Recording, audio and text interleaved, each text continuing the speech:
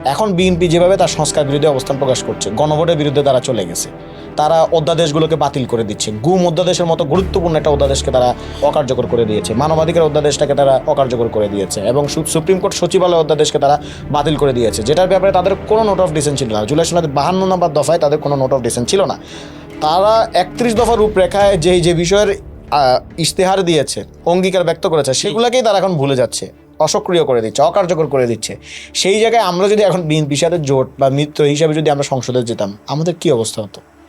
আমাদের অবস্থা তো জুনায়েদ সাকিব ভাইয়ের মতো, যে কোনো কথা বলতে পারতো না, এবং আমাদের অবস্থা তো নূর ভাইয়ের মতো, আমাদের অবস্থা তো এই যে আন্দোলন রহমান পার্থ সাহেবের মতো। মানে যেই জুনায়েদ সাকিব ভাই দিন রাত 24 ঘন্টা সংবিধান সংস্কার পরিষদের কথা বললেন, সেই জুনায়েদ সাকিব ভাই দেখা যাচ্ছে এখন সংসদে এসে তিনি সংবিধান সংস্কার পরিষদটা ভুলে গেছেন, এবং তার সামনে আরেকজন মন্ত্রী বলে ফেলছে যে সংবিধান সংস্কার পরিষদ কী জিনিস। আন্দোলন রহমান পার্থ জিজ্ঞেস করতেছে সংবিধান সংস্কার পরিষদ কী জিনিস।